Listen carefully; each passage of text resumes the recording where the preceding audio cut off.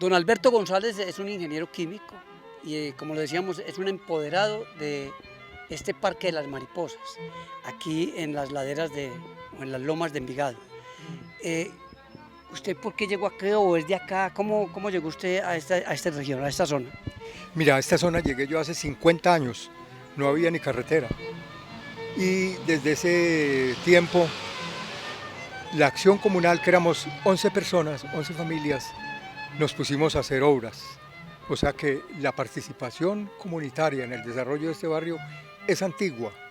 Este movimiento que Carlos Julio mencionó, que es de los últimos años, cuando ya no éramos 13 familias, sino por ahí 13.000, entonces nació a propósito de una urbanización muy enloquecida que nos impuso el municipio. El municipio y los constructores se aunaron para sacarle el jugo a estas tierras y construir hasta en la calle. Y que a propósito se hizo muy a la sombra del poblado, ¿no? Seguramente. Entonces, este proyecto nace, este parque, digamos, nace de esa lucha que en los últimos años la comunidad llevó adelante, exigiéndole al municipio que frenara esta urbanización enloquecida y que diera espacio a la vida y a las mejores condiciones para la naturaleza misma. Por ejemplo, en este lote iba a ir una torre similar a la vecina de 20 y tantos pisos. Ya estaba vendida y todo. Y cuando la comunidad nos le hicimos frente al municipio, empezamos en detalle a analizar las violaciones a las normas y cómo exigir que las cumplieran.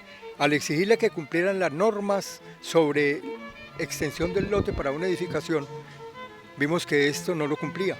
Aquí no podían, según las normas vigentes, construir un edificio de tantos pisos, 20 y tantos. Entonces exigimos que no lo construyeran y ya estaba vendido. Entonces el municipio o la urbanizadora tuvo que parar. Ahora, le exigimos también que los impuestos que los urbanizadores tienen que pagar, que no son poquitos, por las construcciones, los dedicara al bienestar de la comunidad que sufre el impacto de este urbanismo y que no se lo llevara para otra parte. Entonces, el municipio recibió este lote de parte de la urbanización, En pago de esos impuestos. pagó los impuestos con esto y nos lo dio a la comunidad. Ve, ahí tienen pues ese parque. Muy bien, y hablemos un poquitico ya de la siembra de todas estas especies que hay acá, porque usted, además de químico, biólogo, porque lo vemos aquí que es autor de las mariposas de Santa Fe de Antioquia y que prácticamente usted ha venido siendo uno de los estudiosos más importantes que tenemos nosotros en cuanto a mariposas, porque es importante que hablemos un poquitico de esto. Eso me queda grande, eso que usted dice, es un poquito exagerado. Pero volvamos al cuento. El municipio nos entregó este lote. Decir este lote no es decir este jardín. Era una escombrera asombrosa. Teníamos pilas de concreto porque desbarataron una casa y nos entregaron eso así. Muy bien, lo recibimos, nos reunimos. ¿Qué hacemos con este lote? ¿Qué construimos? ¿Qué planes? No, dediquémoslo a la naturaleza. Muy bien.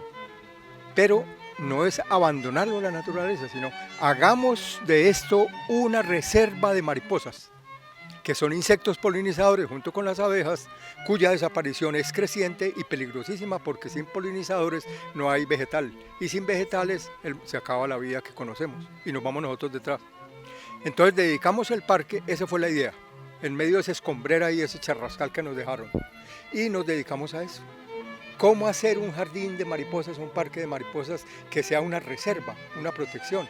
Ellas viven aquí. Y entre edificios. Entonces nos pusimos en esa.